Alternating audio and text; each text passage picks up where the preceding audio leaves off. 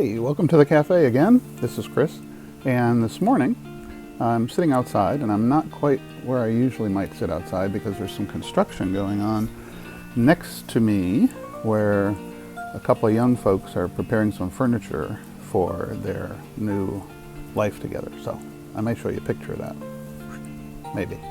But anyway, what would I like to talk to you about today? Well, I'd like to chat with you very briefly about the Millennium, because I've been studying on that a little bit lately.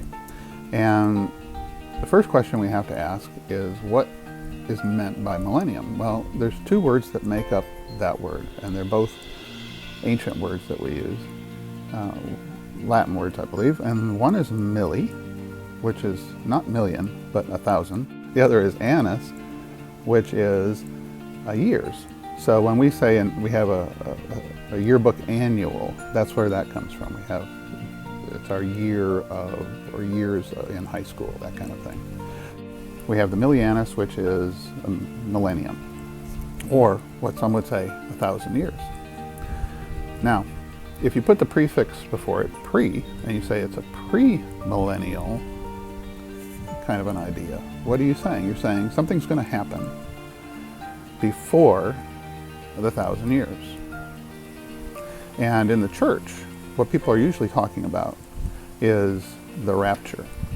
That Christ will come and rapture his church, but it's a secret coming. It's not the big coming where everybody around the world will know that he's here. This is a secret coming where he just comes to take his church out and then set up a 1,000-year reign. Interesting, huh? And then, what I've really been thinking about lately is this notion of dispensational premillennialism. Dispensational premillennialism. Now, what's that?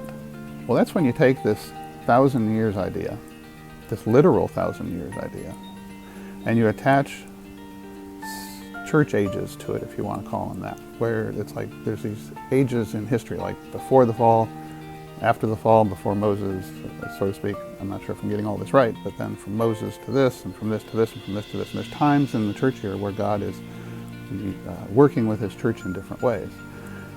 But something that comes along with that is this idea that the church that's established in the New Testament is really kind of a plan B. That God still has to deal with Israel apart from Christ. And the church is just God's plan B until such time as he's ready to deal with his church again. And that's where you get dispensational premillennialism. There's something that has to happen before God can deal with his church again, or excuse me, before God can deal with the Jews again. So what does he have to do? He has to come and rapture the church, get the church out of the way, and then he can deal with his chosen people. He can deal with the Jews. But he's doing this apart from the church. And that's what's kind of fascinating about the idea, is that they're basically saying that the Jews are going to be saved apart from Christ. Whereas when you look back through the Old Testament, you can see very clearly that Abraham was saved by faith. There's a whole Hebrews 11 faith chapter. All these people in the Old Testament weren't saved by their works, they were saved by faith, and they were saved by their faith in the coming Messiah, who is Christ, who came. And if you don't think he came, or you think that there's more than one Christ, or I don't know what you're going to think, then you can kind of start feeding into this dispensational premillennial idea.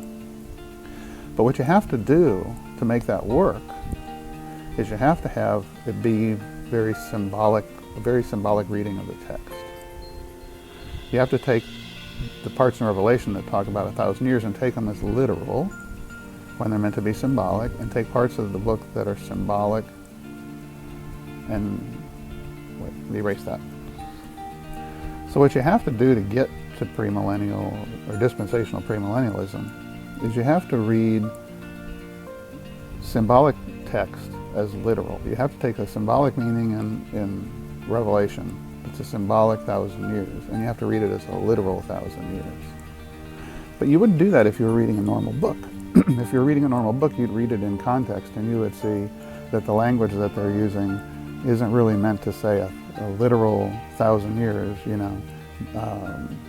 Let me see, what would, like a multitude. If you're just reading some normal literature and the word multitude, so there was a multitude of people, you wouldn't necessarily take that to be a literal number, you'd take that to be a number, a word that represents a large group of people. And that's similar to what's going on in Revelation. So, apart from premillennial dispensationalism or dispensational premillennialism, is postmillennialism, which we won't deal with today. And then there's this other thing called amillennialism. Now, amillennialism literally means no millennium, but it can also be taken to mean realized millennium, meaning that we are actually in the 1,000 years. It's not because it's not a literal 1,000 years. We're in the 1,000 years right now. And if you look back through the Old Testament and the New Testament, you can see places where God uses 1,000 years in a very symbolic way. And therefore, you can then take those texts forward to Revelation. And when you take those forward to Revelation, then you realize, oh, I can't take these literally. I have to take these symbolically. One of the key passages in the Old Testament is Psalm 90 verse 4. Psalm 90 verse 4, where it says, 1,000 years are like a day that has gone by. So it's not 1,000 years are a day or something like that. It's 1,000 years are like a day that has gone by. So what does that mean? Well, it means that there's this way that God works. There's this reign that he has. And he doesn't do it, he's not saying he does it like a day is like a day. Excuse me. He's saying 1,000 years is like a day. And then later, excuse me, just got a little froggy. But don't worry, I'm not sick. In 2 Peter, God also uses similar language, where he says, a day with the Lord, a day is like 1,000 years, and 1,000 years is like a day. So between Psalm 90 and 2 Peter, you can see that God uses 1,000 years in a symbolic way. So you carry that forward into Revelation, and then what happens? You realize that the 1,000 years spoken of in Revelation is really talking about the fullness of time that God has planned in his divine wisdom to call man unto himself, not a literal 1,000 years. Because if you go with a literal 1,000 years, you're going to get yourself in some trouble. So therefore, we in the Lutheran Church take it as an amillennialism, a realized millennialism, where there is no literal 1,000 years. But it's a symbolic time from Jesus' ascension until his second coming, his one second coming, when God is dealing with all mankind, Jews, Christians, non-believers, everybody.